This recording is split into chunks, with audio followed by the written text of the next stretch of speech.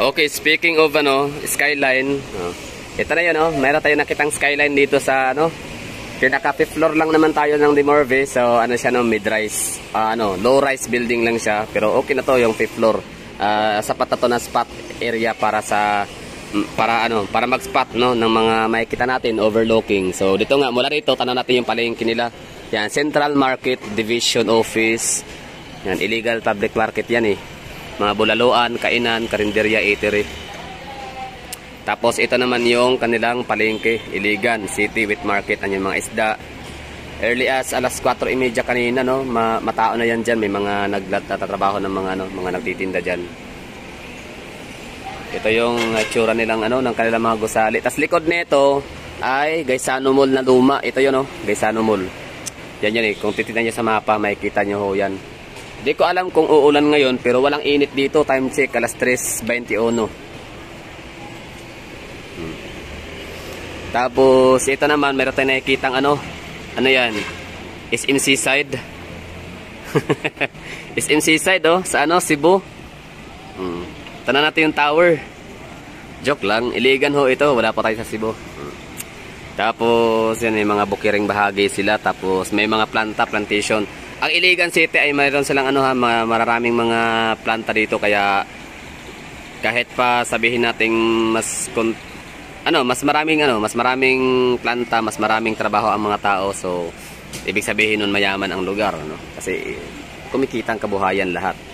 Pag may mga trabaho ang mga tao, meron silang sapat na pera pambili ng mga pagkain, mga basic necessity nila. So yung mga basic necessity nila, dito yung mabibili sa palengke. Yung mga taga-palengke, tuloy ang buhay nila, yung pagninegosyo. Tapos yung mga naninegosyo, meron silang pangbayad araw-araw, weekly, monthly, o kung ano man yung mga bayarin nila sa gobyerno, mga tax payment, mga ganun.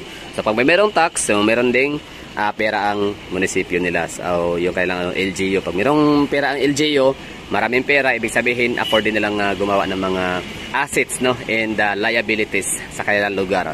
So infrastructure, roads from farm to market, mga ganun, 'di ba? So na mapapakinabangan ng mga madlang people, magandang kalsada, magandang mga pasilidad na magagamit ng pangkalahatan. Ito 'yon, itsura ng Iligan City. Mula dito sa Dimorve lang to hindi pa talaga to pangkalahatan or kabuuan. Tapos meron pa sila dito yung parang pang Switzerland style, yan yung bahay na yan. Tapos meron silang mall dito, tatlo, Gaisano Mall na malaki, luma, tsaka yung Robinsons. Yan ang sabi ni mamang driver kagabi na sinakyan ko from bus terminal papunta dito sa Dimorve. Tapos yung Jollibee naman tatlo, tapos yung isa ay parang under construction, so dalawa lang daw ang bukas. Tapos ayun, meron ding McDonald. Ito yung hitsura ng meron din silang barko dito, Kokalyong. Di ko alam kung ito ba yung Kokalyong na nakikita natin sa may Cebu Pier or Port of Cebu. So bumabiyahe pala sila ng Iligan. Tapos meron isang barko naman, di ko alam, TransAsia. Ito yung sinakyan natin, shout out sa TransAsia ulit. Yun na nga, wala, nakamove on naman ako. Okay na ako, kumbaga ang tagal na kasi noon na halos di kami pasakayin sa doon sa pinakamagandang kwarto nila dahil wala kaming pera, wala kaming cash ba, wala kaming fiat currency kasi yung pera namin digital. Robinson and Globe GCash yung pera namin available that time. Kaso nga lang ayaw na lang tumanggap ng GCash payment, kaya yun, nakalungkot, talagang nakafrustrate, like talagang gumagawa pa kami ng paraan. Ang dami naming mga ginagawang diskarte, alam mo yun, para lang talaga maka-avail, makabook. Tapos kasi di naman kami laging bumabiyahe, tapos hindi pa namin ma-experience yung nung medyo luxurious talaga na experience sa TransAsia. Kasi meron sila tatlo kasi yan categorized na yung parang sa tourist, tapos regular, yung ordinary lang, tapos sa tourist A, tapos tourist B, tapos yung sa tourist B, tourist A, basta regular yung non-air condition, yung sa labas lang, open air. Tapos yung sa pangalawa is yung air condition siya pero marami, parang decking, mga double deck, ganun, harapan, parang din, parang nasa kulungan lang din, pero air condition at least. Pero yun nga pa rin, wala siyang hindi siya soundproof para sa mga taong may mga bata, maiingay, alam niyo yun, umiiyak. So madidisturbo yung tulog, Tapos yung pangatlo naman ay kwarto siya na ano din, private room din siya, mayroong sariling banyo, pero 4 kayo doon. So syempre, di mo kakilala ang mga kasamahan mo doon, nakakatakot din yun. I mean, basta awkward.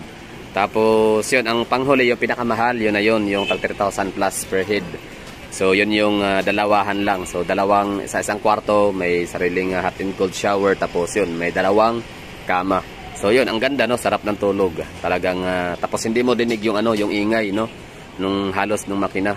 Basta lang, napakaganda lang, wala kang ingay na maridinig. Tapos yung time kasi na yun, bumiyahe ng gabi, wala naman tayong dapat titingnan kapag kaaraw kasi nga, pag gabi, 'di ba? Kasi madilim. So mas maganda itulog na lang. Walang magandang makuhang walang makitang mga view kasi gabi. Maganda itulog, kaya dapat mas cozy yung kwarto na kukunin. Silang nakaka-frustrate lang yung time na yun, pero okay din naman na ang ending din talaga na-convince ko yung kahit sino sa napakadami empleyado nila doon, lahat. Talagang pinakiusapan ko na imposibleng ni isa sa inyo walang GCash, imposible, di ako maniwala. Sadyang ayaw lang talaga nila. Oo, ayaw nila i-cater yung serbisyo.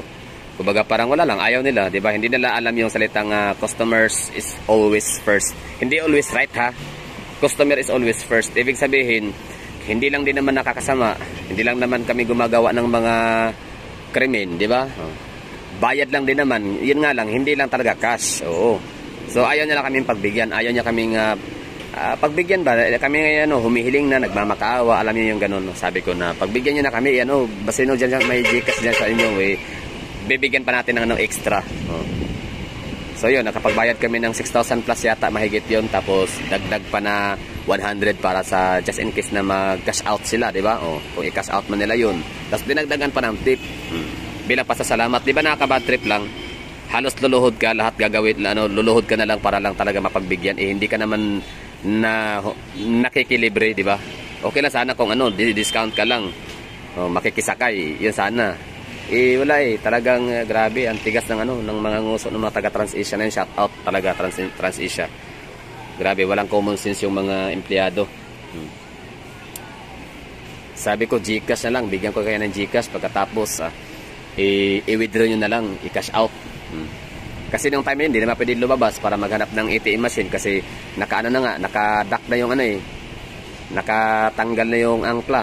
Mga ganun, di ba? Bawal lang lumabas at may iwanan. Sayang, siyempre, bibili ang ticket pa naman sa Trans-Asia. Hindi siya yung walk-in lang, di ba? Nabibili ka tapos aalis. Kumbaga, bili ka muna kasi meron silang parang cut-off time. Ganun yun, advance booking ba? So, di ba kami napagbigyan. But anyway, yan lang. Nakita natin 2 barko dito, Trans-Asia and Kokalyong. So, sa mga taga-Iligan, paki-comment nga dyan kung ano ba tong barko dito, passenger ship ba to o pang-cargo, at ano ang biyahe niya. At tatanong ko na rin pala kung itong Iligan City, meron bang biyahe dito papuntang Bacolod, Negros, Dumaguete, Iloilo, o anong mga trips nito na pwedeng masakyan papuntang ibang dimension. So muna naman dito meron tayong nakikitang mga sahaya type na mga bahay-bahay, parang nasa Davao lang tayo sa kilometer 13, kilometer 11, kilometer 12, and kilometer 14 na ang mga bahay ay nakalutang sa gilid ng dagat. Taka sa sa Punta Dumalag, may mga ganyang eksena din. Ang kaibahan nga lang sa Davao na mga bahay-bahay na ganyan ay wala kang makikitang mga basura sa ilalim ng mga kabahayan kasi bawal sa Davao magtapon-tapon ng mga basura sa dagat.